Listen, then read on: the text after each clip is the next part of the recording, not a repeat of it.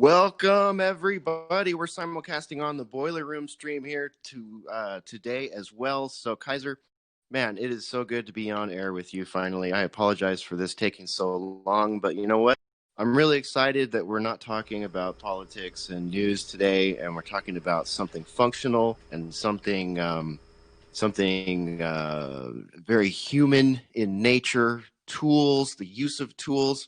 And here we are in 2020 where metallurgy and CAD design and a long, long list of classic designs are available to metalsmiths and bladesmiths everywhere. And I am a knife nerd. I'm not one of those guys that takes his knives out and beats the crap out of them and uses them for the reasons they should be used for necessarily, but I just love steel and blades and tools. And some of the knives in my collection are definitely utilitarian, but others have never even, haven't cut anything except maybe a hair on my arm to see how sharp they are. So I'm super excited to be here with you, Kaiser, because I have a feeling you probably don't have very many blades that haven't been used and abused and loved. So very excited to be here with you, Kaiser. Thank you for inviting me.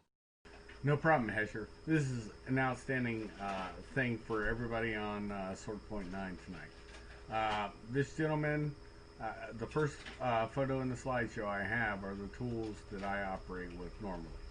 And you see guns, right? No, the most optimal gun that you'll see, or the most optimal tool that you'll see, and it's actually a substandard tool, is a bayonet, an M7 bayonet, for a AR slash M16 or M4.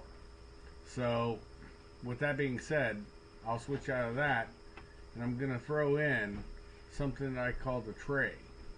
And I'm sure that most of you out there who have been on my page have seen that. It's a tray of different knives. And we can go down brand names and the tools and what they're used for. We're going to go right now about pocket knives, actual pocket knives. We're talking about the basic, what you keep in your pocket, whether it's Victorinox, a U.S. Pocket knife, and a lot of people call it an US knife. It's a folding blade, but it folds up completely, like your old granddad knife. And it has multiple different blades. And with that being said, I'd love your input on that, because that's the most basic and most utilitarian tool slash knife. Oh yeah, I totally agree, Kaiser. By the way, is your video live? Are our listeners able to see the slideshow yet, or will this be in post? It's in post because I'm banned, of course, on YouTube because I talked about a certain political thing, which we're not getting into politics tonight, and they just decided to ban me. Yeah. Okay, all right, understood. No problem. And yes, with regards to a folding knife. I'll tell you a story. When I was 12 years old, my grandfather, my dad's dad, gave me my first knife, and it was the classic. It was the basic Swiss Army knife, like the 1983 basic Swiss Army knife, red. It had a corkscrew. It had the pliers and the toothpick, so you could do tweezers and toothpick maneuvers you needed to do. And of course, it had a small blade, a large blade, and maybe something else, maybe a pair of scissors. I was so excited when I got that. And I'll never forget my grandfather telling me a man should always have a pocket knife on him, no matter what, grandson. And I always have ever since then. I was 12 years old. I got my first one, riding around on my mountain bike with my Swiss Army knife. I have very, very fond memories of beating the crap out of that Swiss Army knife, whittling things, making things, like I was taught all the knife safety by my dad and my grandfather. And that's how I got started, man, 12 years old. I love it. I was a Cub Scout, and so was my son. He's an Eagle Scout, just like I am. And the first thing we had to do is get a knife chit once you got in out of. Actually, you got the knife and axe chit while you were still a Cub Scout. Not when you were young, but when you were older. I think my first knife, I think it was a Wolf Scout, and it was a two-blade Boy Scout knife. I gave it to my son. Awesome. Yeah, well, that's the kind of things we pass on, and so then I went into as I got older, a Victorinox knife, like you were saying, with a toothpick and all the other cool stuff. But then a lot of people don't think that you can whittle your own toothpick. You have a knife. That's right. There's lots of forage out there to do that with. And that's why this is going to be such an epic show, because we get to expand on knowledge. You'll see, a lot of people will see that belt loop cutter where you get to cut a little hole for a loop for your belt. Back in the day, leather belts were the thing, unless you were in the military or something, or a Boy Scout or a Cub Scout. The nylon belt wasn't so in fashion. Now it is. Where you had a slide lock. You actually had a turnbuckle to buckle it in. And it gives me great satisfaction that thing, a lot of people don't realize the potential, and I want to get into this with you because I'm telling you, this is going to be so epic for people to know what they have in their pocket if they buy it. You have that tool that can also make yourself a hole through a piece of wood that you can string up. You can make another hole, and you can have a ballast for a tent that's being unruly. There's so many things you can make just with the basic pocket knife. And not only that, a pocket knife usually will have a sheep's head blade. It'll have a bottle opener, a can opener. It'll have normally the sheep's foot blade. I'm sorry, I misspoke. And you'll have the awl to make that hole. And you also have a little screwdriver on the tip. And one of the most epic blades, I have it up on my page. This one's the Marine Corps version. Some of the more hipster people that know me will know this is not my knife. Mine were always US knives, US knives. But this one was one of the beginning knives that I have in the slideshow, and it was made for the Marine Corps, and it was for cooks and explosive handlers. And this is a folder. Yeah, it's the old US knife. Okay, The US cool. knife. Yeah. And tell me, what are some of the attributes and benefits of having that sheep's foot shaped blade on your folder? Oh, because it's the most versatile blade out there. Right, you can whittle with it and skin animals and all that stuff. That would be the kind you would want for that, right? Yes, and very easy to put an edge on and to keep an edge on for a while. And so the design really does matter on the blade edge. Now, we'll get into preferences as we get into fixed blades. But just for a regular everyday knife, it's the all around. You got a good belly to it. You have and that's a pocket knife. We're not talking about folders yet, folks. A pocket knife, the main blade should have a nice belly to where you can skin down some twigs. You can make some fuel to start a fire. And what I mean by that, this will go longer if I keep going on. It's a very versatile knife blade and Yeah, style. one could probably say it's one of the best ones for bushcrafting, like generally bushcrafting and being outdoors and doing manual tasks like you're talking about here, making fire sticks and fires and all that stuff. So if you only have one knife, if you listen to this and you don't have a knife, you say, "Hey, I want to get a knife." I like what Hesher and Kaiser are saying. A folder or even a short fixed, we'll get to fixed later, with that sheep's foot style blade is an excellent choice. What do you think? Oh, exactly, exactly. Um, the sheep's foot is the most versatile blade, in my opinion. It's not good for certain aspects, but we can talk about that later. But it's good to have in your pocket. Look, I live by the adage of one knife is none. One is none, two is one. If you drop your pocket knife or your folder falls out, you still have that pocket knife. If your pocket knife, you forget it and you still have your folder in your pocket, you still have a knife. Same thing with the fixed blade. And you need to think about this kind of concept. It's something that's fun because you can build with it. This is not, these are tools, folks. They can be life saving if you know how to use them. But the basic premise of this is tools for your. We have to go basic now. We see what the rainbow, like I say all the time, the Rainbow Kush, not push, Kush Coalition are doing, and I mean that in one way. Uh, the people that don't care about what's going on. And honestly, tonight I don't care about what's going on except for blades. And these tools will keep you in good stead no matter where you are. They're always on you, and you'll be okay. Yeah, absolutely. I'm with you on the one is none, two is one. That is a great philosophy of use for people that carry knives. I like to have a short fixed on my belt and a folder in my pocket. That's how I like to roll.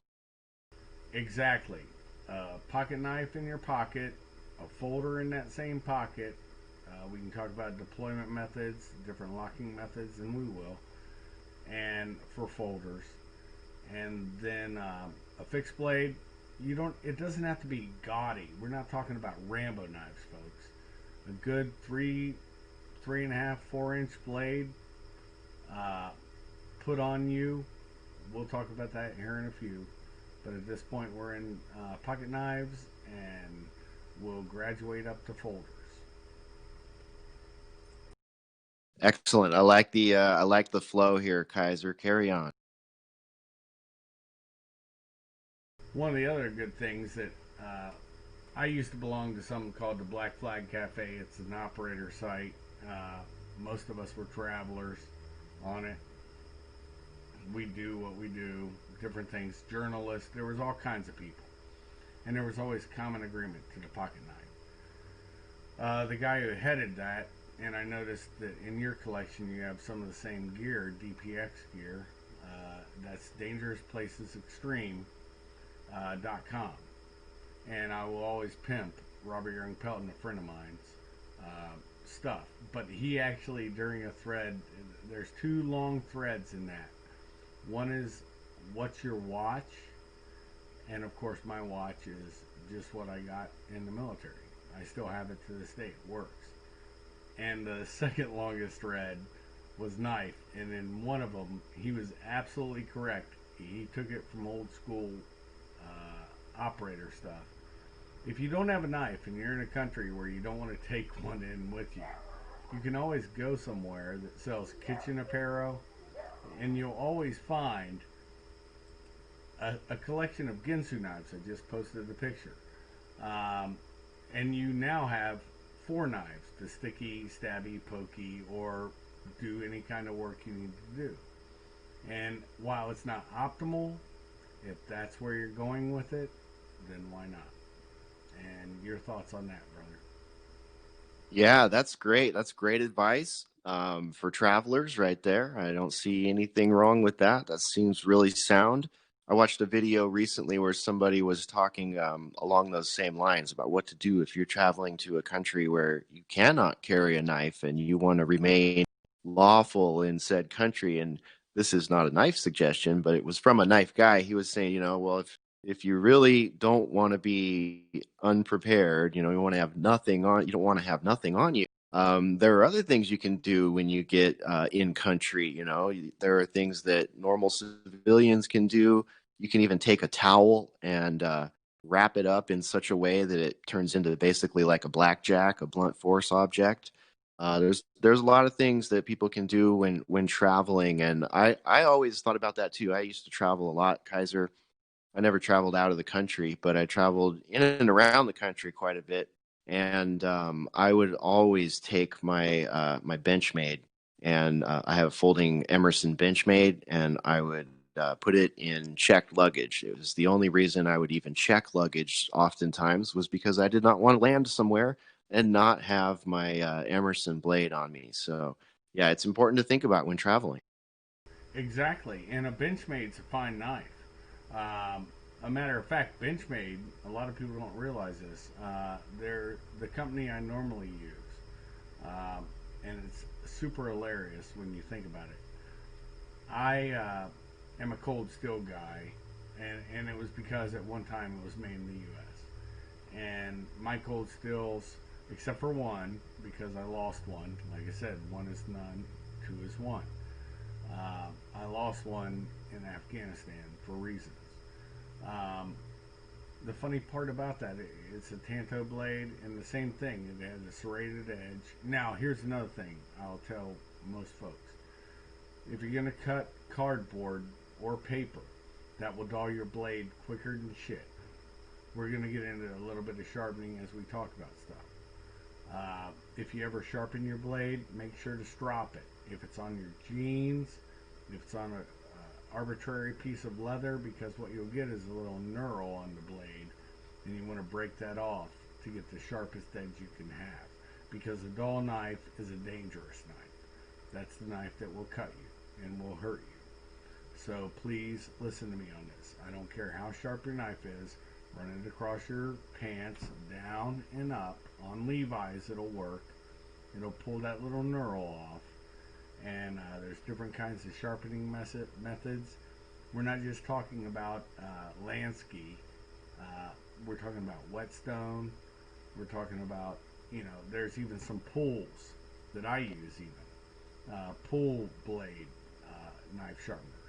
And they're fine too, as long as you know that it's about pressure if you're using those type of tools. Your thoughts? Yes, I'm excited about this part of the show actually because knife sharpening is something I'm always really interested in, and I've had a heck of a time trying to figure out what the best kind of sharpening tool to get is. You're right. There's so many different options. You can go old school and get whetstones.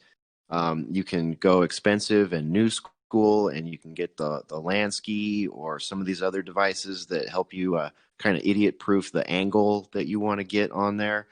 And I've also used the Spyderco, the V-shaped rods, which seem to work pretty well. So yeah, I'm excited about talking about sharpening because I think that's something that I could stand to learn a little bit about myself.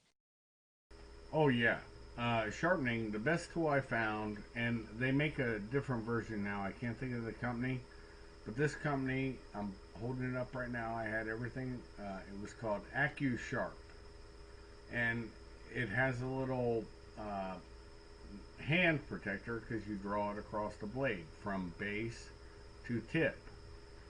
And if you have a dual-edged knife, you're going to use it the same way, base to tip on both edges. Um, uh, So this is a good tool because you can actually feel the pressure. The problem with when you have the little rod sticking up is you're depending on the pressure from your hand to the knife. And instead, you can flat put the knife upon your thigh, your left thigh if you're right-handed. If you're right-handed, your right thigh. And then you're pulling it from the base to the tip, and it slides off. And once you've attained that, you feel the pressure on your leg, so you know how much you're putting on it. And it is a skill in that level. If you're using a whetstone, a normal whetstone that comes with most knives, and we're going to go to that right about, give me 1 second till I put this picture up. We're going to go to it right about right. Okay, I had the tray open. Where did I put those? Fixed. There we go. You'll see in the fixed blades, I have an Air Force survival knife, old from the 80s, not the new style. I have a, it says M6 on the sheath, but it's actually an M3 from 1944. It was the first knife I was given when I went in the military at 17 and learned how to knife fight. And then there's something, it's a Gerber, can't think of the name of it. It always eludes me, but it'll come to me. And the thing is, it has, and this is a new knife. It's just a regular blade. The good thing about the Air Force survival knife is you have a serrated area on the backside. Rope, cardboard, and paper will dull your blade. So always use the serration, the sawback, whatever you have. That's what you want to use. Hey, Kaiser, I have a question. Yes. When you have, like, for example, my Emerson, it is a folding blade, and it is Tanto shape, and it has the kind of edge that's it's only like beveled down on one side, so one side is flat, and then it has the serrated section down near the base of the blade. And I've never sharpened it because I'm not sure how to sharpen a Tanto blade like that. I'm not sure how often to sharpen the serrations, and I'm curious what that procedure is. How would I maintain that edge? Oh, that's super simple. If you get the little smaller versions of where you draw it through, you can find them in Walmart. You'll see this little spike thing that has all this little magnesium and titanium bits and pieces in it, and you just push down in between the bevels, but it's like a rocking motion. So you just go with the flow. Now you got to remember, you're dealing with the grind you're dealing with is nothing more than the same thing you're going to see on a chisel point blade, and that means only one side's sharpened. That's why they do it that way, because it's a more viable long-term edge holding platform. So they're not sharpening it to a point by both sides. They're only sharpening it in one way. And so it's just a rock, a rock, a rock, and you rock through all of them. Make sure your points are sharp. And I guess that's the best way, without me showing you, to explain it to you, brother. Yeah, that makes good sense. Okay.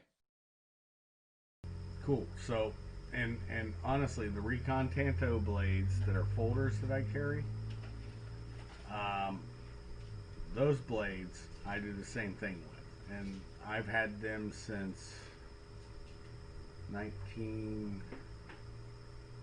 I think it was 1990, 98, 99, roughly, when I started carrying them. And I think that's when I got this Emerson. It was 1997. I've had it since then. I mean, yeah, 97. Yeah, and it's a fine knife. So, oh yeah, it'll outlive me. I'm pretty sure, if it's well taken care of. well, pass it on to your babies. There you go. Tell your bay, I'm passing it on to the babies. Hey, There but you go. but here's some fun stuff, man. I mean, this is the kind of stuff. Look, forget what's going on out there. Go back to basics and get out in the woods. Get away from the bullshit. We can all lose ourselves, get lost in the sauce of everyday bullshit. Uh, there comes a time when you got to step away. And there's nothing better. You can go in your backyard, pull a twig down, whittle something.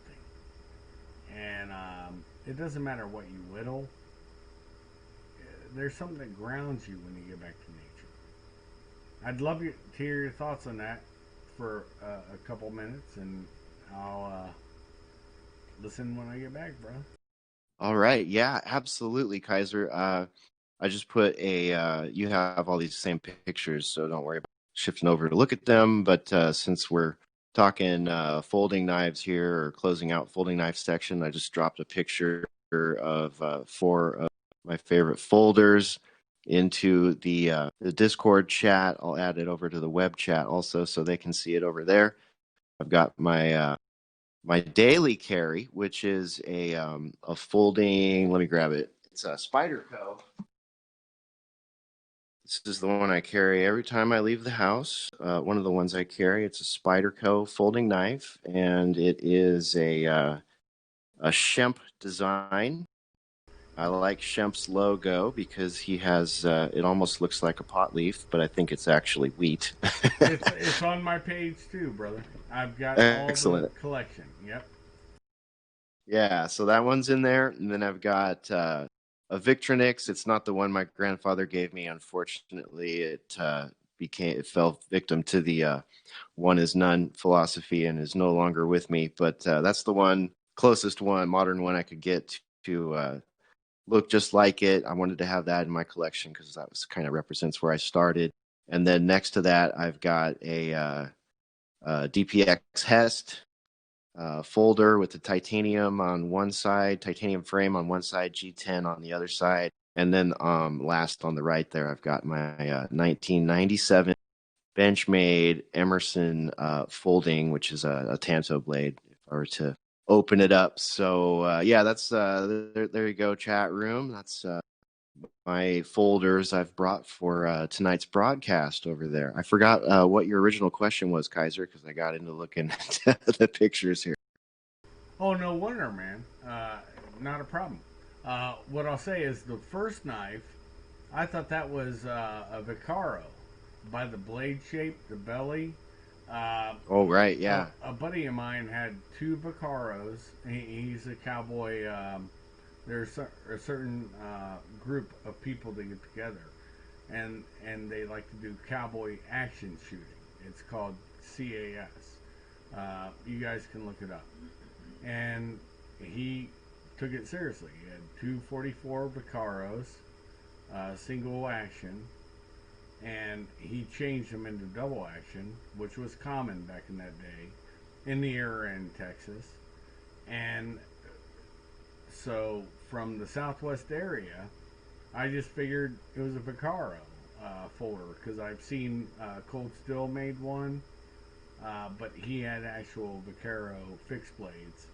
And he got one, I believe he had the Vicaro, and that's something you may want to look up. It'll probably be pricey now, brother, but I think it was like I actually 60 have bucks. I have one that didn't make my photos today, but yeah, I've got a early 2000s era cold steel Vaccaro. Oh yeah, it's a phenomenal knife, and they had them in. It's it's amazing. Mine is I don't use it often because it's so big. It's enormous. I can rock it in a pocket if I want to carry something fat. And I do like those. There's something about those oversized tops and cold steel blades that I really like. Even though cold steel uses the that AUS 8 steel from China, it comes sharp as a mofo, and they hold an edge pretty well. It's not the most fantastic steel, and I'm like you. I prefer to buy U.S. made stuff. I think that's mostly what I threw into my photos for tonight's show. But yeah, those my Vaccaro is freaking scary looking, dude. It's got the serrated blade all the way up, and it's the little tiny like micro serrations. Oh yeah, I know exactly what you're talking about because my bro has it. He's still my neighbor. I mean, I've been here 20 some years, bro. He's the one that really fed my knife collection. Who is like, oh man, that's dope. I gotta carry that. But one of the things I found is a certain, just like you can't put everything in there. And every tool, every knife is built for a certain kind of thing. European wise, I'm sure some of the European brothers will understand this. Serrations are always at the tip because that's where you normally will cut rope with or go into a box with.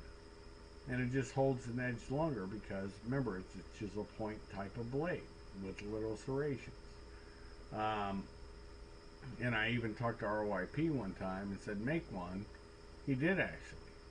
And it's a fixed hesh, or fixed hest. I'm sorry, Hesh. It's a fixed That's a hest. good one. Yeah, I know. But wouldn't you love to be confused with that? Yeah, well, you can't fix this hash. Sorry. I'm talking blade wise. Your blade is always straight, brother. I have no problems. But That's right. the funniest part about it, man, is that he did do one, and it was a limited edition. I happened to get one of them, and it was a Hest fixed blade, and it had a cordial and nylon holster that really didn't have any way to attach to anything, so I had to invent a way to put it on. And I carried that in Iraq, I believe, in 2000. Maybe it might have been Afghanistan, 2011. No, it would have been 2009 because during that time, I remember where I was working and I bought shoot, it's a company that I got gear from for a while. Their emblem's a rhino, and it's the guy who makes the stuff is Mountain Smith. I can't think of his name. His last name's Smith. He decided to be able to be hippie friendly. He would have Mountain Smith gear, and then he would put this stuff out. It was called Oh My Land, and I'm trying to see. Anyways, I'll figure it out because I don't want to start grunting and looking around my gun safe to see the actual name of it. But if you look up Mountain Smith, you'll see they have a tactical collection, but they tried to keep them separate. And he's a really good dude if you ever meet him. Excellent. I think I may have seen his stuff online before. Yeah, if my memory's correct, that is nice gear. It's Kifaru. That's why. Oh, okay. Yeah, I, Kifaru I have gear. I have a Kifaru backpack. I have one of their rucksacks in my garage. Funny story, quick Kifaru story. Back in 2005, I went on my first extended work trip. I was young buck at the time and did not have much travel experience. And I was, always fascinated with military gear and stuff like that. And I loved the Kifaru site and the ethos and everything, So I purchased one of their rucksacks. I had no idea how big of a thing I was purchasing, Kaiser. I way overpacked it on my first travel. It was a mess. I was a mess on my first travel. Like learning how to pack is such a big deal. I didn't even think it was going to be such a big deal. I thought I was a badass for having this cool Kafaru rucksack. Little did I know, you do not need to carry 50 pounds of crap to go on a trip for 2 weeks. Oh yeah, that's one of the things. I love this conversation. Now we're gonna go back into knives, folks, so don't get lost in the sauce on this. But I have to say, the best pack he's ever made is the E&E bag. And folks, if you want to buy a bag, it's going to cost you about $200. I didn't have to pay shit, but you're going to have a bag that will allow you to pack if you know what you're buying and you pack well. Just that basic small pack And when you see it and you get it, if you buy it, you're like, $200 for this. Matter of fact, I may, and if Hesher wants to do it, maybe we'll go into. A matter of fact, on my old YouTube channel, I'll just open it up to everybody. I kept it silent for a long time, but it's the capital T, one word, capital S, sword point, and then the numeral 9 on YouTube. And you'll see that pack and see how I packed it. And you'll see the shit I pull out of that small pack. Oh, I can't wait to see that, Kaiser. I thought you did. I haven't seen that one yet, or if I did, it's slipped my mind. So I'm going to check that out because I have when I bought their rucksack, it had like connectors so that you could actually affix your E&E bag to the outside of your rucksack. So I have one of their 2005 E&E, which stands for Escape and Evasion. Everybody, it's a very small pack, like Kaiser's mentioning, and yeah, it's great, man. I love that thing. Oh yeah, brother. That thing is the best pack I've ever seen designed. It disallows you from overpacking. Because trust me, I'm a gear quitter. I will overpack like a motherfucker. And, but it also allows you some discipline to it. You know, if you actually look at how, and it's about time and experience and going to the woods. I've talked to so many great people on the BR. This is where we throw ideas and thoughts out. And I've just met some awesome people. And and I have to throw some kudos real quick to Jay Dyer. I am an original nerd.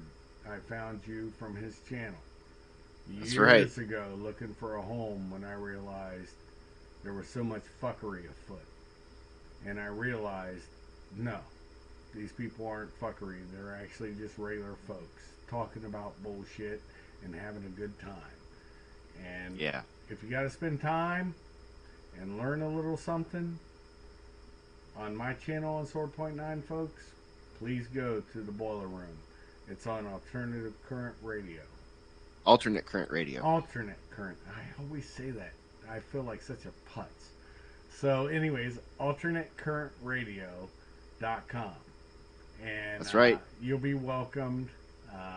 You'll just be another person, and there's other ways that you guys can communicate and enjoy yourselves because this is what it's all about. Yeah.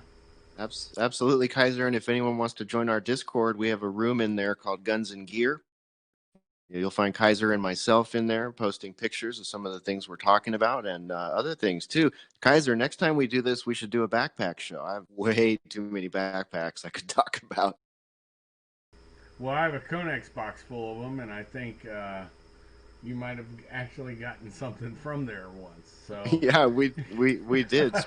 Sport has a new range bag that doubles as our camera bag sometimes. So you never know what you'll see in the Fat Boy. The Fat Boy's a good thing. And yes, let's get back to knives because we did. All right. We did have a nice little thing, and I had your Vaccaro. I do love that blade. It's just there's something sweet about the belly of it. It's a perfectly. You have to understand, certain blades have a use for it that's so preeminent. And if you think about where those designs came from when people flint knapped, and that means everything was back in the day, if you're thinking about this correctly, when knives were first starting being made by primitive peoples, they were knapping flint. So everything was serrated. Everything, the entire blade. And there's people that practice. You can find it on Facebook. You can find it in different places where you just take a piece of flint and you nap it.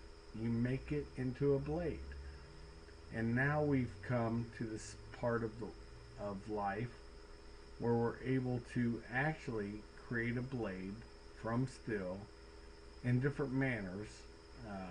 And there's always people that will say, well, that's they can go into esoteric methods of manufacture, but spring steel is always a solid piece of steel to forge one with. Now we're getting forge one. So I don't know if I want to go into that. So let's go back to what we were talking about. So your next knife that you had, I believe, was your chop and Oh, your yes. DPX Hest with a nice right hand wrap, and that's a beautiful knife. Yes. I did that wrap myself. I got really into paracording a while back, some years back, and I was all about getting knives and pulling the scales off and setting up my own paracord wraps on them because, well, I mean, gosh, there's so many uses for paracord. First of all, I'm sure we can go into that a little bit. I'm interested to hear some of the ways that you've used paracord in your career. And for anyone who doesn't know, paracord is basically I think there's 7 strands of nylon rope inside of a wrapped, I don't know what the material is on the outside, but it has so many uses. You can improvise a shoelace. You can improvise a trap. You can use it to hang your tent, set up your bivy. All kinds of uses for paracord. So, and I really liked there was a certain Zen aspect for me when designing and wrapping my stuff in paracord. So yeah. Um, let's see Oh, here. we're game on that because it's 7 strands of nylon cordage surrounded by a sheath of cord. And what I mean by sheath is it covers all strands, and you can melt it on both ends to make it impervious. And it's parachute cord. And Yes. long story I can get into. The parachute shoot, if well, probably most of you will never be able to get one. I have one, but it's a funny story I'm not getting into right now. It was a deployment of a chute that should never be pulled, but sometimes has to be pulled. And I said I wouldn't say anything if I got the chute and the bag. So I have all of that for that little bag, the small bag on the chest. But the funny part is that cordage will hold up to 550 pounds of test weight. As long as it's not, you got to remember with cordage, always remember this with cordage. It's a matter of how dirty it is, how wet it is, how much give it has if you're using climbing cord. Everything has a certain amount of, and for climbing, it's a 10% drop. So if you're falling 100 feet, that cord will give 10 feet to allow your back not to break from a sudden stop. Yeah, it's amazing material, man, and it comes in so many different colors. And I'm fairly aesthetic when it comes to my blades. So for better or worse, and I love it. So I have a DPX Hest fixed blade here, and I just love this knife. I think it is so utilitarian and cool. And I've got, I don't know, maybe 10-20 feet of paracord wrapped around it. It came with some either G10 or micarta scales on it, and I took those off and I wrapped it in black and gray paracord, and I just love the way it feels in my hand. It's very slim when it's on my belt. It's easy to get to. It's got a sharp tip on the handle there, so if I ever needed to break a car window or something in an emergency, I've got the right tool for that. Yeah, this the Hest collection is top notch. It's tool steel. It's got a black powder coat on the steel, and it's I think it's D2 steel. It's fairly easy to sharpen, and I just can't say enough about the DPX series. I love my folder and um, my fixed blade. Funny story, in California, marijuana is pretty much legal. So before I took the scales off and did the paracord work on it, there's just enough room inside the handle. Here's a pro tip for you people out there: if you're going to get a DPX Hest blade, if you get it with the fabric micarta scales, there's a little cutout in the scales that is just big enough for a dupe.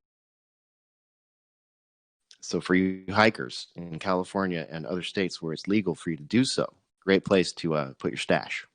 It's not just that. I mean, I've used it, and pro tip, another way, because I don't smoke the dubage.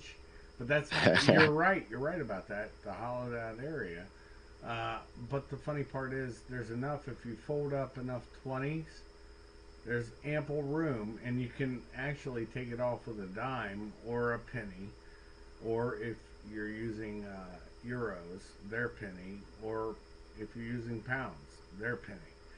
Uh, and in Dubai, if you're using their money, uh, you can undo the handle, and there's bribe money right in there. If you're going through customs in a third world country, it's a bag of shit. So there is a lot of uses for it within the handle. You can also put a sewing kit in there if you want. Remember, if you're going to somewhere that's third world, you're going to have to stitch that button back up yourself, folks. Uh, you're not going to have mommy to do that, or your wife. But there's a lot of uses with that knife.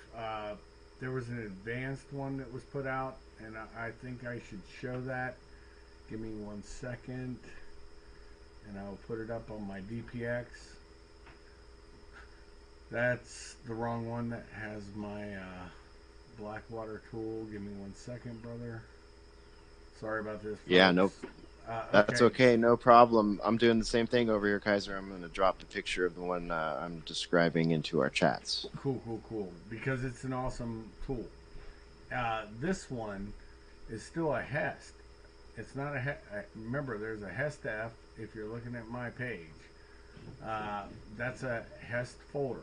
The only thing different with that is you're going to have a window break at the end instead of a pry bar window break at the end, okay, at the handle end. And then you're also going to find out with this one, it's a Hest, but it also has a little hexagonal area where you're able to use tools like screwdrivers, stuff you'd put into a portable drill, and it's the same size, and you can use that for it. So that's a good tool. Shoot, we haven't even really touched on folders, and now we're into fixed blades, but that's okay. We're having a good time. That's the whole point Definitely. of this. We that's the whole point over here on Sword Point and Boiler Room tonight. We can feel free to move back and forth between them if you want, Kaiser. I'm not trying to get ahead of you. Oh, no problem, man. It just you make my mind think, and I love it. That's why I'm attracted to Boiler Room. My mind is always active, and Hey, hey. yeah, and that Gerber knife that you'll see it when I pull the blades out and stuff. You'll see that knife, and I'm still trying to remember the name of it, folks. So please don't think I'm dismissing you. Both those Gerbers, and you'll see the other one on the folders here in a minute. I just am having a problem remembering the names, because if you look up recent Gerbers, look up the fixed blade. I think what they called it was a. Is that the Mark II by chance? I'm guessing.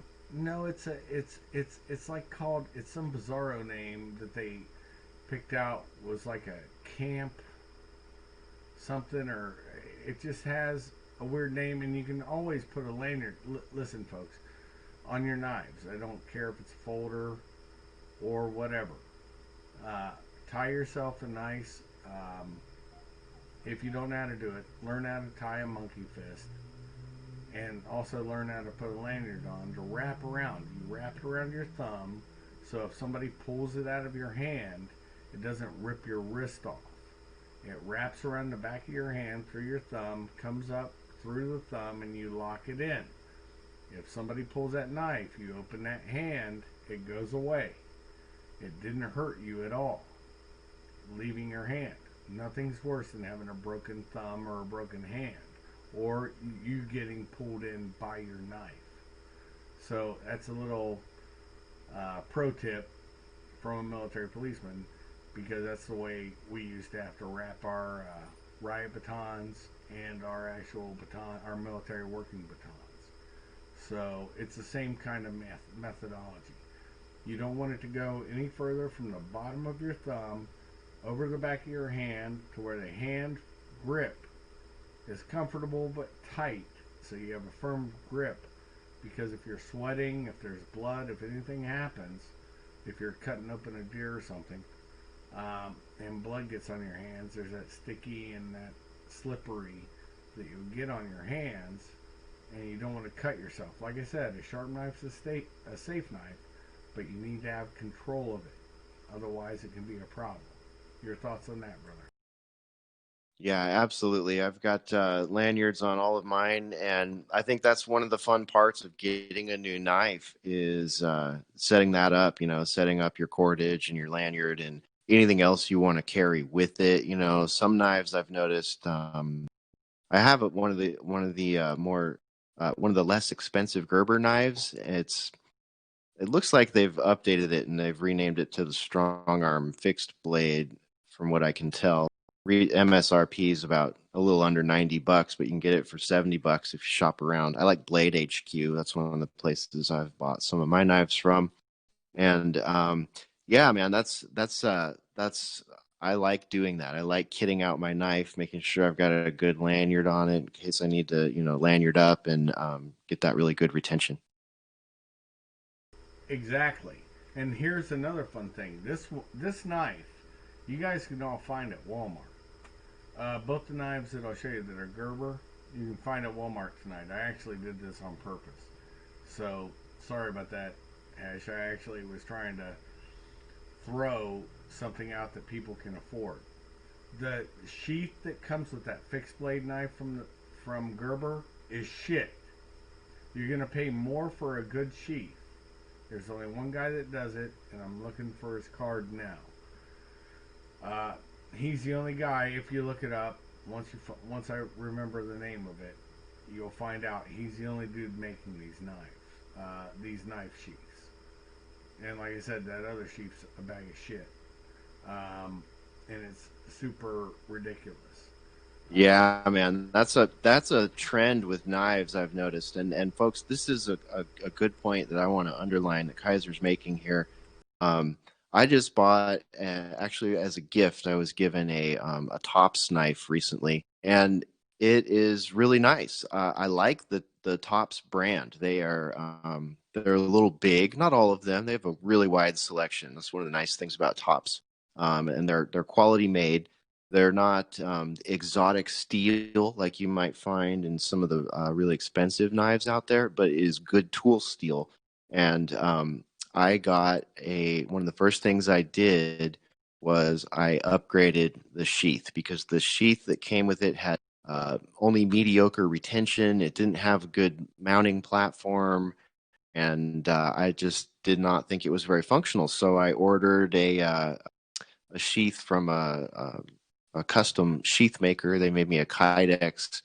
I'll try to remember the name of the company. I think it's like Artemis Carry or something like that. But it's got the two soft loops on it, and it's got a thumb press, so you can, kind of press on the sheath to disengage the knife from its retention. And I love it. It was non-functional before I upgraded the sheath, so that's something to think about, especially for people that want to carry a fixed blade. Oh yeah, this one came with a sheath that came all the way up the handle, so you basically had to bend it down, and it was a bag of shit for a sheath. So I'm looking. My son bought me two things a couple Christmases ago. One was that. It's like a $20 knife at Walmart, folks. You'll spend $40 on the sheath. Buy the sheath, because it's actually, that's what's going to protect you if you fall. The sheath they gave you, even though they try to be uber safety with it, I can just see problems if you fell into a rock and the rock shoved it a certain way. You're going to get punctured, and so you don't want to leak. Remember, Every knife, every tool, it's all pointy, sticky, pokey, hurdy. Um, this is the way when I'm teaching people how to use knives, even to use them for defense or whatever. I always use rubber knives, and I'm even like, even with the rubber knives, they're gonna hurt. They'll either drag across your skin and give you a little skin burn, a rash, or and that's another thing. Train with a similar knife. No matter what knife you carry, have the rubber or non-cutting edge knives with you, because and actually I'd like to get into something that you may or may not know about, brother, but Rogan Tools, and it sort of runs the line on fixed blades, and get into a little of that if I can open up a photo. But I do want to continue this conversation to completion. Always train Yeah. with something that's not lethal, that's not going to really hurt people. It's less than lethal. I mean, I'm sure if I really jammed it in somebody's temple, a rubber knife or even a non-sharp knife, I'd kill them. But that's not the point of it. It's about training with it. And you can train with anything, but make sure you do it in a smart way. I mean, there's ways to train. Unfortunately, in the 80s, we didn't have that. You had the cheap kung fu knives or karate knives you bought from Century Martial Arts that just bended and folded. Um, but so we trained with live knives, and but we also were slow, methodical, and working on technique. And it was professionals working with professionals.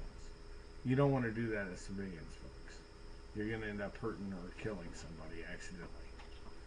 And that's my Kaiser, 2 cents.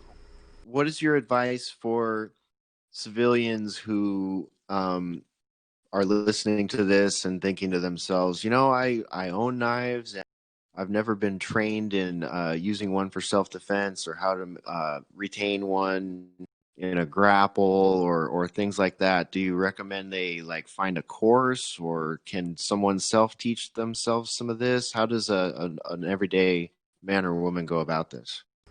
Well, there's lots of places that'll teach knife fighting. Find a good dojo if you're into karate or whatever. Find yourself somewhere that's a nice place to learn if you're taking kung fu. A jujitsu place. But make sure jujitsu, you really don't have a problem with that. That's something I found out, and same with kung fu. Karate, you have to watch for egos, you know. So as long as you go there and when people roll with you, you're rolling mellowly. You're not trying to kill each other, and everybody keeps each other in check and understands tapping out. You'll be fine as long as you get the techniques down. That should be preeminent. If all of a sudden somebody's saying more aggressive and always pushing aggressiveness, that's okay if you've So been there for 4 years. It's not okay when you just step in the door. And that's my yeah. advice. So Zod in the chat room is wondering, would Krav Maga or Sambo include some knife training, or what brand of dojo do you recommend? Oh, Krav Maga, definitely. They'll also, they incorporate a lot of stuff. You guys can look up Triangle Krav Maga, and they have a specific type of brass knuckle they use. But see, you run into problems with that too. If you don't know what you're doing and how to implement those kind of aspects of it. We're talking a little esoteric stuff now. I mean, shit, if you want to, just buy yourself a World War One trench knife or a copy of it. You'll still get a pair of brass knuckles at least. It's a piece of shit knife if you buy the non-originals. But the thing is, here's the thing. Go somewhere you're comfortable with. Spend a day or two rolling with people and feel the tempo of the school. And it doesn't matter if it's what is it, Bundo, I can't remember. I went to that school one time, and I was like, these are morons. Everybody had an ego. But jiu-jitsu, you'll never see that. And here's the funniest part about it. I don't smoke dope.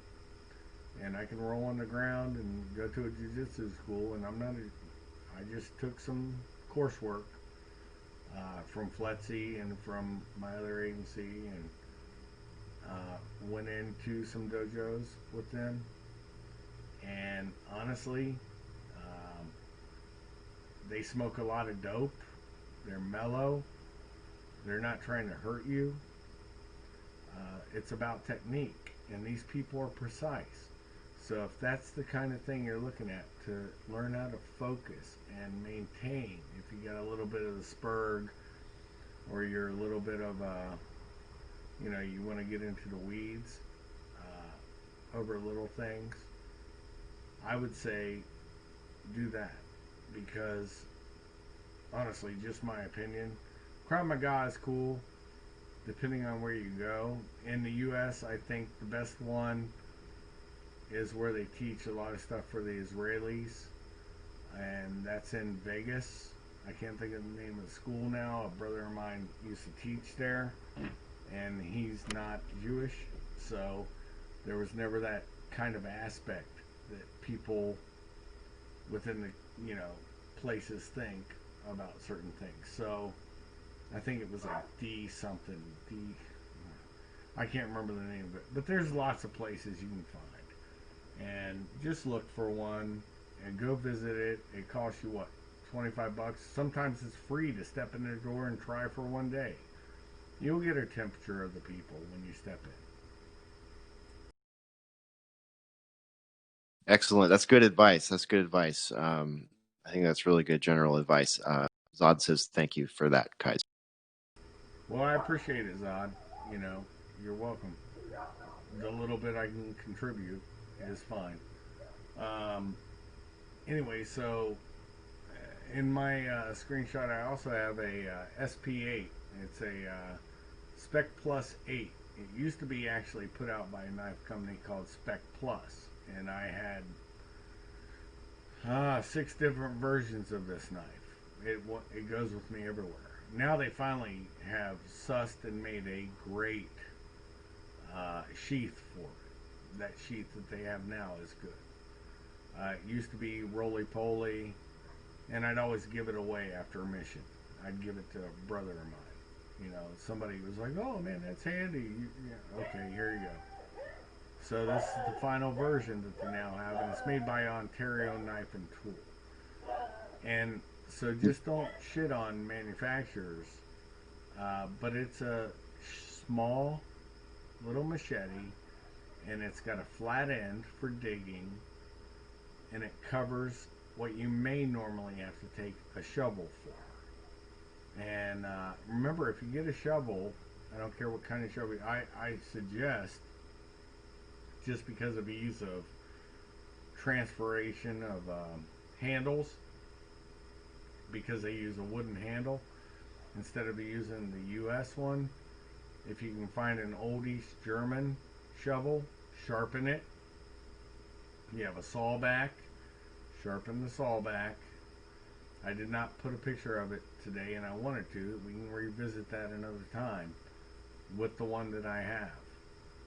But I got busy, and towards the end of the show, or towards close to the show going on, and so I was not able to put that in.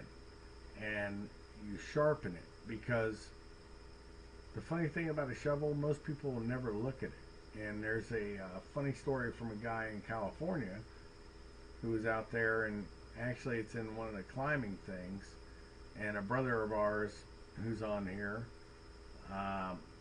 is a climber, and me and him have had epic conversations. He knows who he is. I don't have to say who he is. And I used to cliff climb a lot. And there's a guy who wrote a story about going out to Yosemite, getting in one of those little places where they allow you to put your hooch up, and some druggies came in. We're not talking about marijuana, folks, so stop with that if that's what you're thinking. We're talking about like heroin addicts. And they came in and they were trying to be aggressive, and this gentleman just pulled out his shovel, and they saw it was sharpened. They made post haste out of the way and never came back that night. So don't discount the use of a shovel, because even in the First World War and the Second World War, uh, shovels were used to kill people and animals and butcher. So remember, this is not about killing people and all that bullshit. It's just useful tools. Yeah, absolutely. I never thought it. I never even crossed my mind to sharpen a shovel. That's another good pro tip, especially for the travelers and soldiers out Yep, I've carried an East German shovel since 1985. there. Wow, I'm looking at this SP8 by Ontario. It's really nice. It's a nice piece. It is, and I'm telling you, an East German shovel, you'll find them probably for about 45, 50, 60 bucks. The sheath it has with it is shit. Just get yourself an old American World War II um, scabbard sheath, whatever you want to call it, for those shovels there. It fits right in, and it's a little leather thing. It won't cut into the fabric of the canvas. And remember another thing. Here's something a lot of people don't see. Nylon will melt to you. Canvas will burn. And that's a pro tip. Because most of my kit, except for the newfangled bullshit, if I'm really rolling in something hard, I know I have to take canvas. Because it'll burn and it'll flop away unless it's been treated. There's certain materials that will flop away. It's like the same kind of shit you wear when you're flying in helos all the time, or you're in aircraft. It's made out of the same material. It looks like nylon, but it actually will just like burn up. It's got a heavy flash point of 2,000 degrees instant, and it won't melt to you. And that's something that when you're looking at gear for carrying gear, whatever, please look for that. And it goes by different names depending on manufacturer, but it's the same kind of stuff you'll see in the military. What about Kydex? Are modern military rocking a lot of Kydex for similar purposes, or is canvas preferred? Oh, Kydex is awesome. I'll always tell people to get Kydex. It has a high flash point because it has to be melted to fit the blade. Um, and it has a high flash point. Unless you're in a prolonged fire, it's not going to melt to you. So we're not talking the same thing with Kydex. Kydex is a good material for an environment where it's going. You may have increased high temperatures. Excellent. Cool. Now, if you want to, I'm gonna pull my closed folder up picture and pull up a picture of a Rogan. This is the Rogan EOD tool, but all Rogans are the same. The only thing different is on my photo, they now have a Kydex holster for this. It's flat edged. Uh, Rogan it is a tool, and it's about a 7-inch blade. It's good for batoning, good for digging. It doesn't. You can sharpen it, but why? Because as it stands, you can fly, and you guys can go to the Rogan site and find exactly where they got the exemption. Because you can drag that thing up and down your neck, poke it on you. You're not going to cut yourself unless you really dig it in, and it's legal to fly with. Actually, in your not your checked baggage, but what you're carrying on. And they have the exemption on their site. And since I got that, I have a holster that I carry normally. It's an old, before it was Blackwater, or not Blackwater, Blackhawk. There was a company, and that's where this comes from. this holster style. It's a through the belt hoop holster for a pistol, and it's Velcro though. It's all Velcro, and that's what I have that Rogan sheath on it. And then I have that other Gerber. It looks like your chop, and then the Hest F that I have. I also have a Benchmade with a roto lock. We're talking about locking mechanisms. And so those two, the Hest and the Gerber, have frame locks. And then we need to talk about the last one, which is the RKT, which is a fine knife. It's an M16. That's their brand, or their number for that knife. And it's a frame lock. But there's a difference between all those different types of locks. And why don't you wax pathetic or prophetic on that for about maybe a minute, and I'll be right back, brother. Okay, sure. Yeah, on my folding Hest by DPX, I have the titanium frame lock. It's very strong all on its own. And I tend to like frame locks. I think that they're really good, especially if you can get they're a little more expensive, but if you can get the like the titanium frame with on one side and the G10 scale on the other side, that thing locks up like crazy. I mean, I have no concerns about that knife collapsing on me while I'm using it.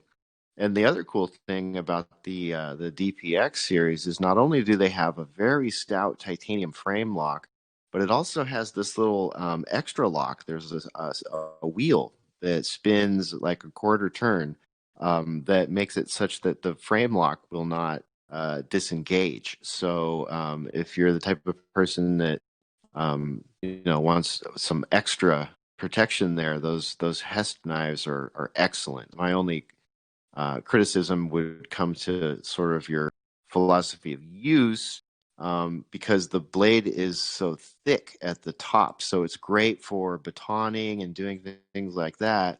But it's very different from, say, my Spyderco or my Benchmade, which have much thinner spines on the blades. So if you're cutting an apple or something like that, you might prefer a thinner blade.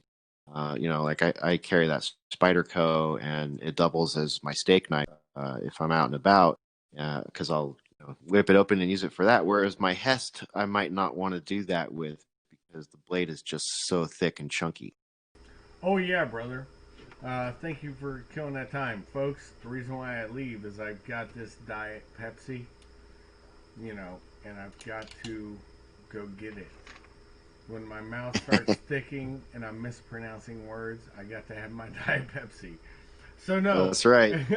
here's the funny part.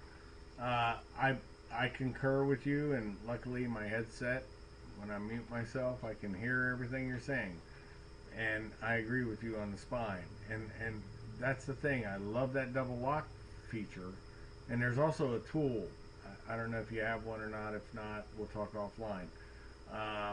They had a tool that you could tighten up and loosen how much effort it take to pull it out. From you do know about you can pull that knife out using your pocket and a rearward motion and pull it out behind your back, and nobody even knows that knife's deployed, right? Oh yeah, that the pocket deployment feature is pretty excellent. So if you need to do it one-handed or stealthily, you can drag. Basically, you're dragging it out of your pocket, and you're catching a little notch on the top of the blade on the edge of your pocket as you pull, as you draw your folding knife, and it will automatically open. I've got a couple of knives that do that. It's a really cool feature for one-handed use or quick deployment. Exactly. And a lot of people don't know that about that. It was designed that way by Pelton. Um, the Hest is a funny story on how that was developed. After it was talked about over a night of beers and stuff in Iraq, um, and people just bullshitting.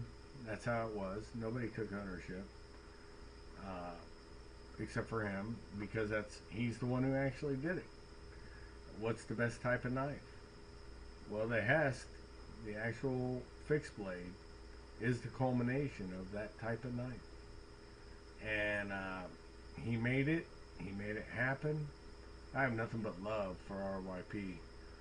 Uh, One of my mentors doesn't really like him, but I don't care. It didn't change my opinion of him. But the point is, you have to think, folks.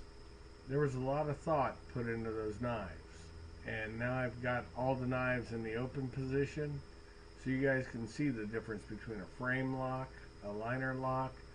The rotor lock is a funny thing. It used to be only Cold Steel who designed that with the Recon Tantos and their other blades. And what it is, you just pull back on something, and now you can always wrist flip any knife open as long as you know how to do it. And that's from far left on my page with that picture. That's a liner lock. Then the next one's a rotor lock. And then the middle two on the right until you get to the dull edge of the Rogan. Those are both frame locks, the Gerber and the Hesher. So the interesting part is the liner lock is weak.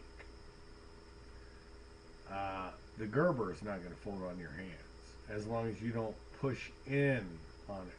The thing about the Hesher is with that quarter turn like Hesher was talking about, once you do that, even if your hand slips and it pushes out, that blade's not going anywhere because it won't allow it to push out. And when you can find these videos online, folks, and I'm going to also tell you certain videos to look up too at the end of this.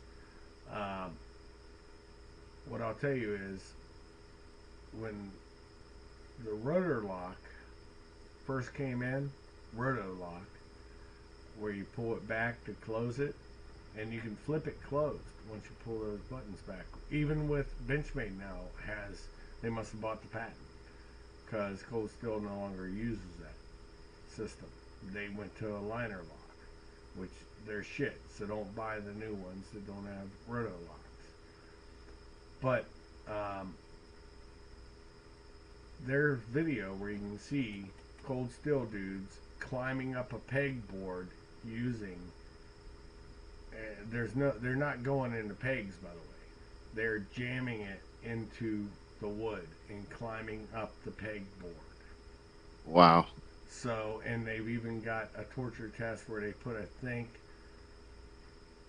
I could be wrong, I think it was 550 or 600 pounds of weight deadlifted off that pegboard after they jammed it in. And that thing barely bends. That's how tough the rotolock system is. So yeah, it's really amazing, man. It is quite the innovation. exactly, brother. So you have Benchmade, so wax poetic on that, man, because people need to understand how important locking systems are. Yeah. There've been some Benchmade is a little bit contentious right now. There's a lot of purists out there that are really mad at certain American companies, like I'll mention Benchmade and Springfield when it comes to firearms. Both of them at the corporate level have done some things that have been perceived as unsavory by a lot of people who've had brand loyalty to them for a long time. I won't get into what those events are. You can look them up if you want. Just go to any Second Amendment board and type in Benchmade scandal and Springfield 2A or something like that. You'll find it. But and there's other things with Benchmade too. I heard recently that at the corporate level, some of their designers are not being paid in a way that seems fair when compared to some of the other makers out there. And Benchmade does have quite the production line. They always have stock. But having said all that, I absolutely love my Benchmade. It was my first quote unquote combat folder. I don't really call them that, but that's how you'll see them defined online quite often. But yeah, Benchmade makes really cool stuff regardless of the issues, corporate issues. And Spore has one of their Griptilians with the Roto lock on it. And it is great. I mean, it functions awesomely. And another nice thing about Benchmade is they have a wide variety of steel that they use for their products. So if you're a steel snob and you want a nice S30V steel on your folder with a roto lock, you will be able to find that in Benchmade's gear. And if you're an entry level person, you don't want to spend a whole lot of money, you can get a Benchmade, probably the same model with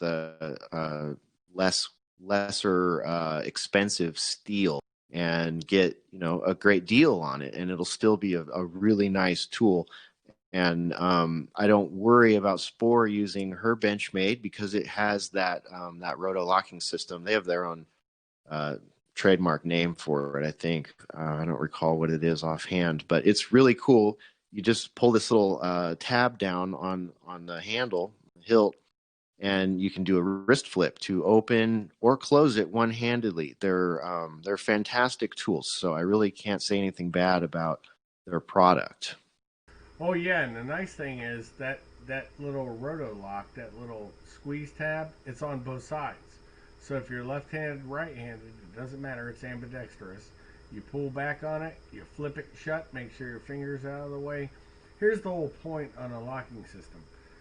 It should prevent the blade if you're using it for any process that you're using, folks. Please ensure that you get a system that will work to where it will not collapse if you, and we're all human. It can happen to me. I would never tell you to do this with an US knife. It doesn't lock. I wouldn't tell you to do it with any other pocket knife. They don't lock unless they do, and usually it's just a cheap frame lock, and you'll see that with old timers, some of the two blade old timers. Same thing with the back locks, where you have the little thumb to press, you push it back in. Buck was good with those. All it takes is your palm, and your palm can do that, hitting that just perfect after it's been used for so long, and all of a sudden you've just cut off the tips of your fingers, and now you have a problem in the field. And I'm talking in the field, you're whittling or you're building something. We're not talking combat, we're talking about tools. Yeah. So this is the point. You want to avoid those kind of snafus. And it takes very little to learn how to operate a Hest. It takes very little to and clear it one-handed, both opening and closing. It's a flip either way. But it takes timing, some skill, some working with it. Don't attempt to do it from your first opening and shutting of it. Familiarization. Know your tools. Know how to use them. It's very key to this, because to be good with knife and tool, you have to know their limitations. And if you have anything else to say on that, I'll get into a couple, well, at least one esoteric design. It was the only one that I was able to pull up, and that way everybody can enjoy. I did a video on it months ago, I think around Christmas time last year, because somebody asked me about it when I posted it from my time working in Europe, and I had the old German field knife. I'll talk about the weaknesses of that. I have a pocket knife from them, and I'm going to post that photo, but first I want you to close this out, brother, because here's the one thing I love about Hesher. He has a love of knives like I do, because they're just so useful every day. And the other one's a gravity knife. And we can talk about some other esoteric ones like stilettos and switchblades and some of the stuff we're going to miss today, I think, because I just didn't have, I failed. I didn't put enough photos in it, and I also didn't think that you guys would want a 2-3 hour show on knives. Yeah, well, who knows? This may be worthy of a part two. I could talk knives and gear all day. Yeah, I guess since we're speaking esoterically and maybe about some knives we weren't going to cover, I have right here my butterfly knife, and I love butterfly knives. I think it's a Hollywood thing. I don't know where I saw it when I was a kid, but I was immediately taken aback by the skill of those that can wield those things. I know they're not the most practical of knife, but I'll tell a quick story. I think I've told this in the Boiler Room before, but when I was in eighth grade, I went on a school trip to Washington, D.C. and New York, and we did all the tourist things. We saw the monuments. We went to Liberty Island, all that stuff. And one night we went to a Broadway play, and we all the eighth graders lined up, and the chaperones were at the front and the back of the line as we walked down whatever street that was in New York to get to Broadway play. And there were a lot of street vendors selling stuff, and I found a guy that was selling cheap Chinese butterfly knives. This thing, you couldn't cut anything with it, pretty much. I mean, it was the perfect. I didn't know what the hell I was doing. I should, I was not old enough to make a purchase, but somehow I was able to purchase said butterfly knife from a street vendor before getting, before the chaperone at the tail of the line could see what I had done. And I thought I was pretty cool for number one, accomplishing that, number two, getting it to the show. But I got caught. I was I was caught. I don't remember how I got caught, but one of the teachers or chaperones that were there found out that I had it, and that didn't go very well for me. They were not happy with me. Somehow, though, I was able to maintain it and get it home. And I learned to do the basic butterfly knife flip on that thing. And my friends and my parents just hated me for it because all they ever heard from my room was this clack, clack, clack, clack, clack sound. And somehow I never cut myself. I think it's because it was such a dull blade.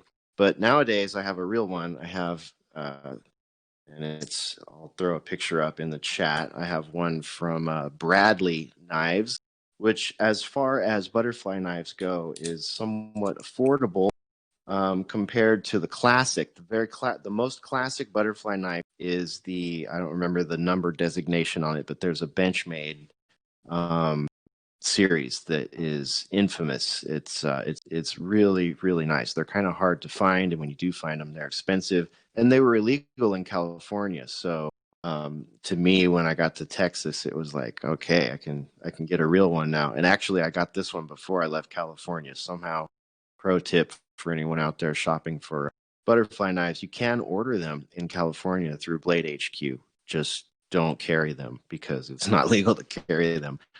Yeah, so that's sort of my one dip into exotic knives, if you will, Kaiser. What do you think about ballad songs? I love ballad songs. I actually thought I uploaded it and I was trying to put it on my screen share. So, folks, that's on me. I must have double loaded something. So, sorry about that. I had a picture of that and you should have been able to see it.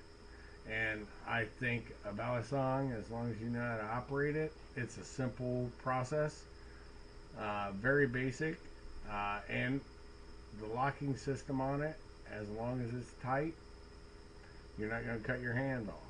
So, and as long as you hold a grip on it. So I guess that's my two caveats to a ballad song knife. They're a phenomenal. Anybody who hasn't been to the Philippines and been threatened, butterfly. Yeah, The girls, if you weren't staying with one girl, the other girl would be like, butterfly, and they'd pull out that ballet song like they were ninjas threatening to cut your genitalia off. So yeah, it's kind of fun. Travel is fun. But yeah, definitely. Get a trainer though if you're gonna get one of those. Everybody, like Kaiser was saying earlier, with regards to training and learning what you're carrying. There are a lot of people out there who sell even at bladehq.com, you can get a training version of Balisong. I follow a couple of young South Korean dudes on Instagram who are Balisong freaks, and they do like slow mo flipping. There's a name for each maneuver you can do with it. Some are a little more treacherous than others. So definitely, if you are going to pick one of those up, don't do what I did. Don't do it when you're a kid, and don't get a cheap piece of crap. You want a good one, because the quick way to hurt yourself is to have a crappy one with bad pivots or weak blade and weak blade pivots. You don't want any of that. You don't want anything super sharp either when you get started. You need to know how to carry it, how to deploy it, how to put it away. And there's a very simple flip that one does to open it and close it. It take you 10 minutes to learn, and you'll want to do it all day because it feels neat. Indeed. And the other thing is, I just pushed. You said Blade HQ. I have it up right now under different kinds of grinds. Blade grinds. You have the hollow grind. You have the flat saber grind. Full flat grinds. The convex the convex. The zero grind saber and the chisel point. So these are grinds for the points. Just so you guys are elucidated. And what I will tell you that a lot of people won't. The nice thing, besides Cold Steel, the other company that does this all day long, because I do believe they make a model of the Balisong too, or butterfly knife, if you're a butterfly boy. Um, you can also find trainers, which are dull, in Balisong style, through. Oh shit! I just put the knife up when we were talking about it. We were talking about the grip. Benchmade? Yeah, Benchmade. Benchmade makes those, and they make folding trainers. So those kind of knives, you can find them online, and they even make cheaper versions of them. But they're dull as hell. You're not going to cut yourself. If you want to train with it before you use it, that's my suggestion. Get yourself a training knife. Yeah, I know, training wheels. You guys think that you guys are cucks or cunts. No, I don't. I just don't want to see you guys miss a fingertip. Because trust me, I've been stabbed 1, 2, 3, 4, and then missing when it got reattached, but the tip of my finger. So 5 times total. So you don't want to feel that kind of intense enjoyment. Yes. Very well put. All right, so I'm gonna pull up the knives I got working in the Bundeswehr, working with them. I worked with Feldjägers, German military police, and another agency there. So I have a field knife that's from West Germany. I don't think I've ever posted any of my East German shit yet, but I will. And then I have a pocket knife, and I have what's called a gravity knife. And I did an entire video. Somebody was like, how does that operate? Because you see this little thing on the back side of it, and it's just like a little button. It looks like you push down. No, the push down means it's locked. You flip it up, you turn it upside down, you press it, blade pops out. And it's meant for a parachutist. If you're inverted, it'll open, as long as you know which way is up. If you're underwater, you'll see bubbles going up. Hopefully it's not night, where it's a little more dicey. You have to feel for it a little bit. And you push down, gravity will make it go down. If it doesn't go down, you're facing up, so you just fucked up. Turn it the other way. Just different things you'll learn, and that's to cut you away from the parachute. That's why a gravity knife was made. And that knife's been in service with militaries worldwide since the Second World War, and it is a fine knife. The only problem is the blade. It's sort of like the K9 or 42. Nah, I'm gonna give you the wrong. It's a K knife, a cat knife. Just look it up as a cat knife. A cheap knife. Uh, it's not, keep it sharp, but it's not like the strongest blade. So it's good for extricating you from something like that at least one time. It'll hold the edge. I I only just learned about gravity knives maybe 2 years ago. I did not know what they were or what they were for. I had seen them and always wondered why somebody would want to carry something like that. And then I got a lot of enjoyment out of this show. I got to mention this. There's a show, I think it might be on History. I'm not sure. I don't have cable, so I don't really mind who produces shows. But there's a show called Forged in Fire. Have you seen it, Kaiser? No, I haven't watched TV since 2005, so sorry, Asher. The pop media stuff.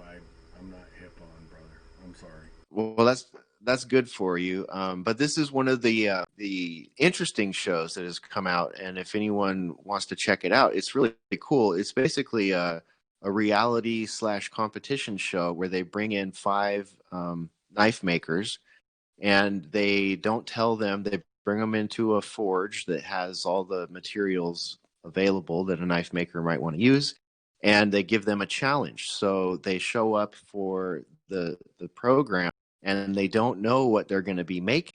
So they'll make different edged weapons from history, just anything, you name it. I mean, say like they've got, I think there's 6 seasons of it, and there's almost 40 episodes per season. So if you can think of a kind of blade shape or style of knife, they've generally covered it on Forged in Fire. And they have there's three hosts who oversee the contestants, and they forge the blade. Like they'll say, okay, here's what you're going to make, and here's what you have available to make it with. Sometimes they'll give them just tool steel, like they'll have to melt down a lawnmower blade or a piece of a car engine or something like that and make a knife out of it. So anyways, one night I was watching this, and it came to the gravity knife episode, and that was when I learned everything, not everything you just said. Some I didn't learn about the military use for getting out of parachuting situations, but I understood what it was at that point, how it worked, and why. And now I understand why somebody in a modern situation might want to carry one. Because when I saw that, I thought, okay, so this is sort of a old school retro style. It is actually the kind of knife that one could forge for themselves if they were a beginner. I think that might be a good starting blade for one to forge. And I noticed with the gentlemen that were making them on the show, the hardest part was getting that the tab that you talk about is basically sticks out along the tang or the handle of the weapon or the tool, and it's your hand that holds it all in place by gripping the handle. You are the lock for it. So anyways, I thought I would mention that show because some listeners out there right now, if they're like me, they open a web browser, they look at a knife, and all of a sudden they're in a rabbit hole, and they're like, man, I want to get my knives out, I want to sharpen them, I want to shop for new ones. And maybe you're not able to do that right now, but you can scratch that knife itch a little bit by checking out Forged in Fire. It's a really fun show. Sounds like it. Hell, I'd love to watch it, honestly. And I don't watch TV, so maybe I can find it on, you know, Google Tube.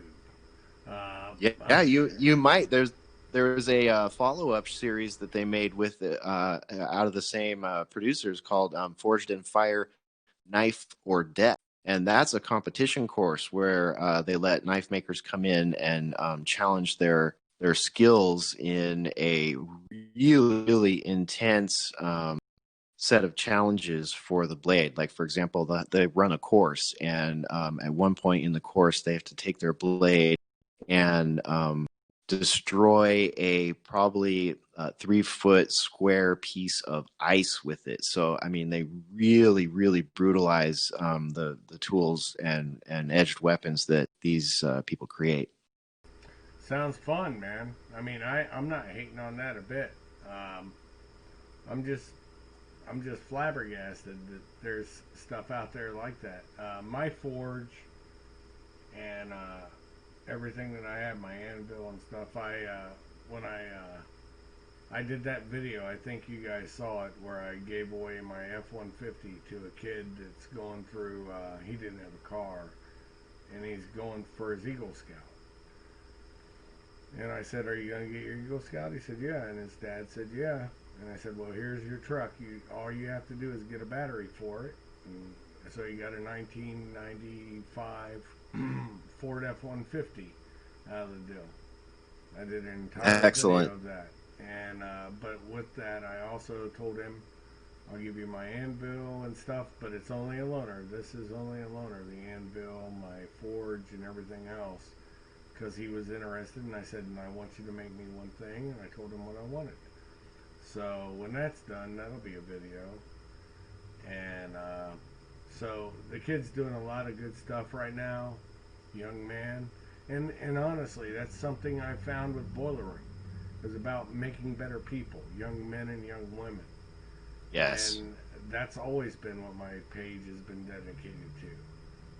It's not about race or anything else, but everybody wants to twist shit. It's about making better people. Because never has America needed better people more than now. Amen, brother. Exactly. So, the last bit of esoterica I think I have. Is there any other knives that you have? We talked about your Vaccaro. I showed you your set. Let me look at this. Oh, this one. This one. Here's something, folks. He shared this. You're going to have to go in depth because I've only used one twice. I think they're just as valuable as a Hest F or a Hest, but the Azula that you shared with me, I did actually, thank God, capture this one. Oh, yeah. Talk about the Azula and the features of that, because the people who made that, I went through a school with them a long time ago. Oh, they're great. Yes, yes. And yeah, they have a bushcrafting school, right? Yes, and they give you a little card that gives you the basics, because a lot of people don't realize if you're in an inclement area, like too cold, too hot, in a survival situation, and that's why I say there's no experts. There's handkerchiefs that are made that do the same thing. First aid, survival tips, this, that, and the other. Your mind can slip, and you guys will say, "Oh, well, you're a 52-year-old fucker, so that's fine," and don't care about it. But it will happen to you too. It's about, if you're in real cold or you're dehydrated, either by cold or heat, because you can get dehydrated in the cold, folks, even if you feel warm. If you get that drunky feeling, there's a problem. Pull out. Don't let your ego kill you. Pull out that card. Pull out that handkerchief and read it and say, "Is this what's going on?" And it could be as basic as how to build a fire. There's a legendary story I tell all the time on my page, where there was a survival quote-unquote expert who went to Scotland, and he was going out for a couple weeks, so nobody's looking for him. He didn't tell them where he was going and what time frame. Well, he left. It was a beautiful day, and weather said it would be good for a couple weeks. It became a blizzard. They found him with a fire in a railroad, like a gang car. We have them here in the U.S. too. Those little shanties that are next to a railroad track. Those are for railroad crews waiting for the train to come so they can switch crews. They found him in one of those metal boxes, trying to start a fire, inside of it, dead from hypothermia. So if you don't think it can happen to you, it can. And that's why there's no experts, folks. Just don't believe in experts. I'm not an expert. Yeah. Yeah, that's really important advice there, Kaiser. I've seen so many stories like that too. So, tools are amazing and something that we need to think about. But can't let the ego get in the way there. That's a really tragic story. And yes, with regards to this style of knife, I have here, probably see it on Kaiser's screen in the video. I have, and I'll put it in the chat when I'm done talking here. I've got a Izula, Izula, and this is from Essie, Esee, or Esee. I think it's Esee. ESE, yep. There you go. Essie is the company that makes it, and I again, it came with a nice set of scales on it, and I removed them and did a paracord wrap on it for my setup, and it's a 3-inch blade, and it's this knife is meant to be used and abused. Essie knives I can recommend for those of you that are into bushcraft. They have an SE3, an SE4, SE5, SE6. Those numbers refer to the blade length. Blade length, yep. But yes, but the Zula is I believe it's a 3-inch blade, and it's it's a spear point, and it is fairly thick at the top of the spine, but not too thick. It is a great all-around tool. You can beat the crap out of these SE knives. You can baton them, hit them with sticks, cut wood with them, all kind of stuff. I mean, they're designed to have the crap beat out of them. And if you ever break it, it is possible to break these under the kind of use they're meant for. But if you do, all you got to do is send it in, and they'll send you a brand new one. It has a lifetime warranty. And I just love this form factor, this size. It fits in the hand so perfectly for, whittling, bushcrafting, fire sticking, things like that. It's also great for opening boxes. It fits really nice on a belt. You can wear it laterally on your belt. I like to wear it up front on my weak side, on my left side. And it's really easy to grab one-handed if you need to. I can't recommend the Izula enough. You can get it for a very good price at Blade HQ. And the other ones that I really like in that category, I don't have these yet, but if I had some knife guy money right now, the next one I would get would be from Bradford Knives. Bradford has a really nice selection of similar, and it's the exact same length. They're 3-inch, and they come in 4 and 5, I believe, also. But they're really great. I'm looking at one right now that is $169. It's got a 3.5-inch blade, 3-inch cutting edge. It is 0.14-inch blade thickness, and blade material is M390, which is not one I'm super familiar with, but it's got a really good hardness rating on Rockwell schedule, and it's a sheep's foot shape. So the difference there would be the SE I have is a spear point, and that one is a sheep's foot. So I would like to add one of those to my collection. But yeah, I highly recommend if you're looking for a small fixed blade, this SE is wonderful, much like that Bradford would be. And the Bradford's cool because you can shoot your blade material and your tip style, your grind style. They have a lot of options. You can get Tanto, you can get spear point, you can get sheep's foot, you can get stonewash metal, you can get stainless looking metal. It's a really nice one. So those are two I recommend in that vein of just a 3-inch fixed blade. Great utilitarian knife. I can't recommend that enough. And the nice thing about those is you don't need to worry about it collapsing on. Worry about beating the snot out of it, because it will polish right back up. Some of the powder coat may come off of it. Mine is a green powder coat, OD green powder coat. Really cool knife. And I mentioned this company earlier, but I want to say it again. If you get any of these knives, I highly recommend a upgrade in your sheath. And the company that I like is called Armatus Carry, Armatus Carry, and they have a whole slew of sheaths, custom Kydex sheaths you can get. And if they don't have your knife, you can tell them what it is, and they'll get one and make it. Or worst case scenario, you can send it in, and they'll make a custom one for you. So Armatus Carry, Highly recommend them. I have a sheath from them for my tops knife, and I absolutely love it. So I'll put some links on the show page for everybody if they want to check any of this out. And the one other one I wanted to mention that we didn't get to, Kaiser, is my Spartan Blades William Harsey. This is, you talked about the Rambo knife I just, earlier. I This just, is the, I just posted it, and I that's amazing. We were on the same page. That isn't that funny? that is reminiscent to me, and folks probably will never understand where this comes from. But that knife, I actually had one, and of course that got stolen, just like my K-bar. There's one person in the group that actually knows where that went in the kingdom. But this one, I'm trying to remember. It was like Tiger something, or I can't remember. But it's almost an identical design.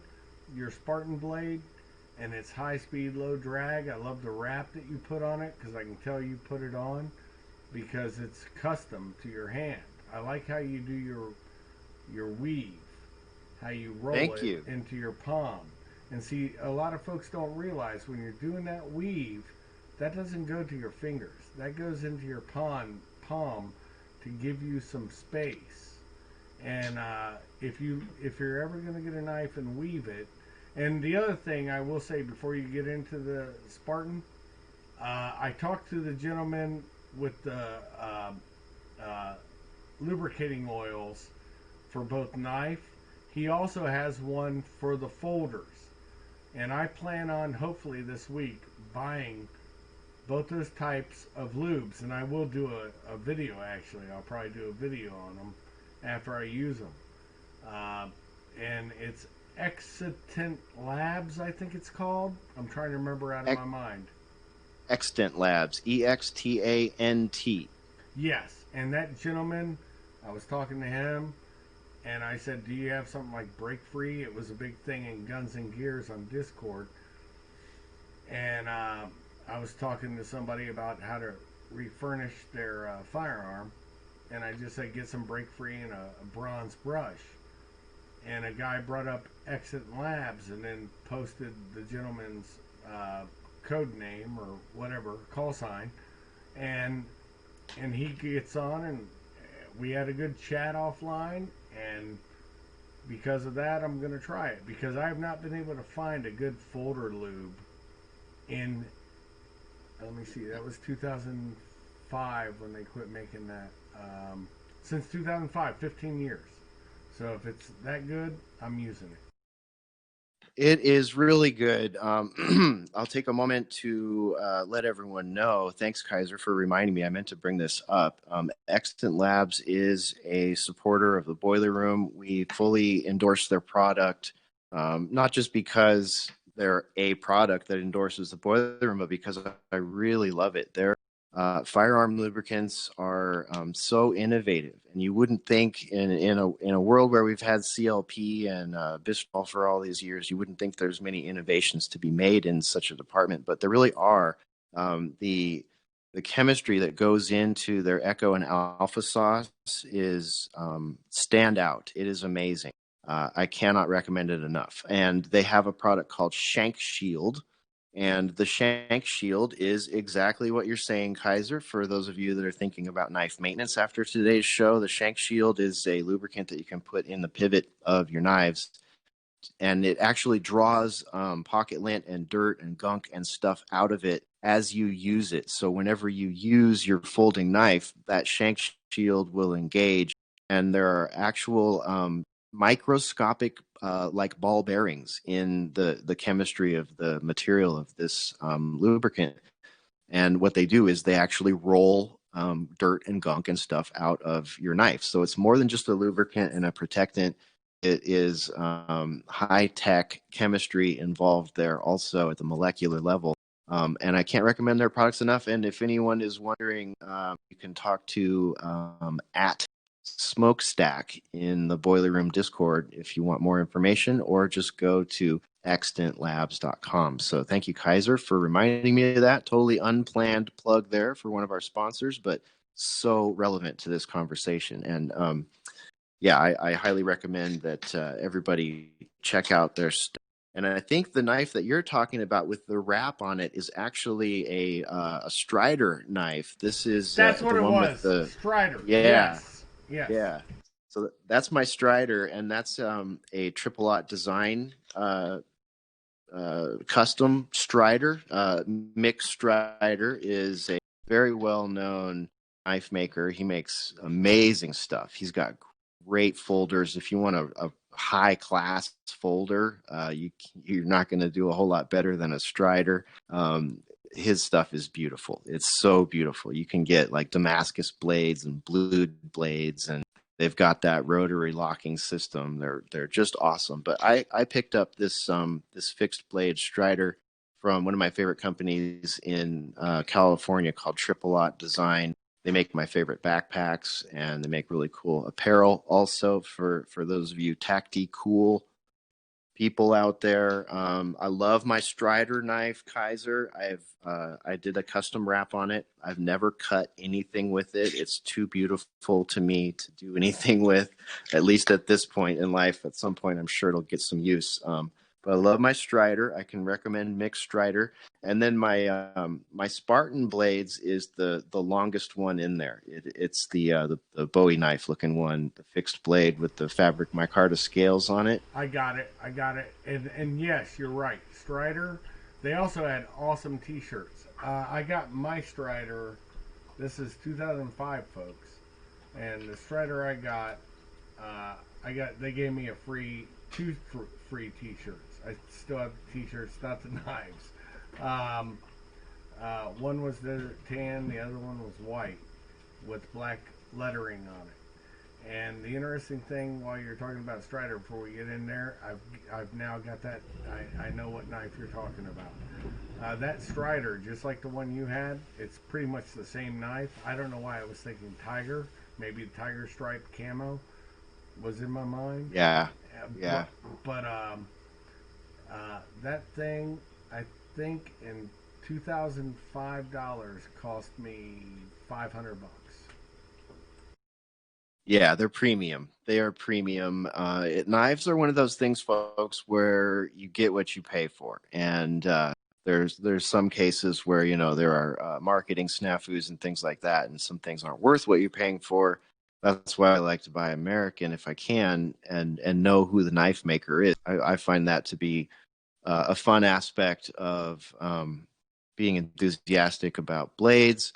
But yeah, Striders probably start around $500 and can go well up over 1,000, 2,000, judging by some of the ones I'm seeing on his website right now. Go to mixstridercustomknives.com if you want to see some of the beautiful craftsmanship that this man does. I mean, it is second to none. Definitely, I don't think anybody in the knife community would argue with that. There's a lot of them too. There's so many. The Chris Reeves. I love Chris Reeves knives. I don't know if I'll ever be able to afford one. But my long knife here that I wanted to talk about before we close is one of my favorites. It is a William Harsey designed knife. William Harsey Jr. He's an American knife maker and designer who works with several companies, including Gerber, Lone Wolf, CRKT, Fantoni, and Chris Reeves knives, and Spartan Blades. And I wanted to talk about Spartan Blades really quick because I have a little bit of brand loyalty to Spartan Blades. Spartan is a small business that is owned and operated by a couple of Spec Ops veterans, and they're super cool dudes. I've talked to one of them back when I bought this knife, and I just think William Harsey makes the coolest knives.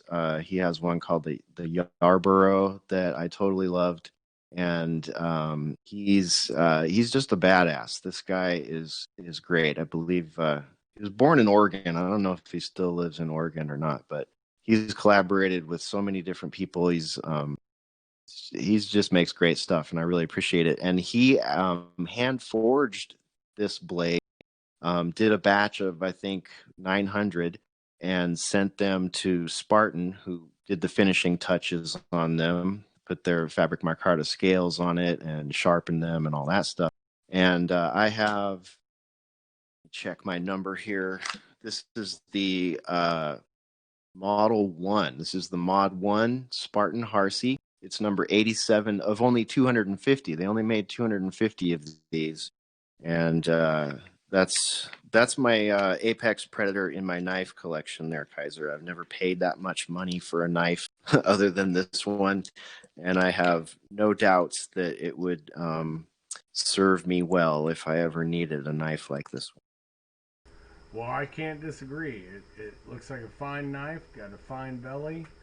I like the backflow on the rear of it. I also like that you have enough edge that if you needed to baton with it, you could probably do it and not destroy the log you're beating through a piece of wood with. So yeah, I'm looking at a fine piece of cutlery. And folks, there are phenomenal people out there, American artisans.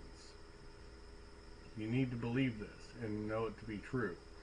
One of them is Spencer Allen Ryder. He's a friend of mine, former Ranger. You guys can find him on, if you guys are friends of mine, you'll find him on my page. He owns SAR Tactical, SAR Tactical, and he's an innovator too. So there's plenty of people. Bruce is on my page. Bruce Knives. These are all knives that I've used at one point or another. I just don't have them all, because that's just not what I do. A knife is, sometimes I lose them. Things happen. One is none, two is one. But that's life. And honestly, Hesher, this has been the biggest treat on Sword Point 9's channel to have you from the Boiler Room on, and I hope we can do another show to complement. I guess we're going to have to do the pliers, shovels, and all the other little multi-tool kind of things on another show, but it has been a joy to have you on Sword Point 9 tonight, and I hope you have had I would love that, good Kaiser. too. I would absolutely love that. We will do that. We'll plan it. We've got people in the Discord saying, I want more of this. I want tool time with Hesher and Kaiser. So I think the audience is enjoying it. And I'm proud to be on Sword Point 9 finally. And again, sorry that took so long. And we won't wait as long to do it again next time. Not a problem, brother. And with that being said, from Sword Point 9, I'll let you close out on the final, brother. From Sword Point 9, thank you guys for stepping through my Kaiser's Castle, sitting on my big large couch, drinking your coffee, tea, soda, or adult libation, and I'll slowly raise the drawbridge as you meander on out. With that being said, Shuff out.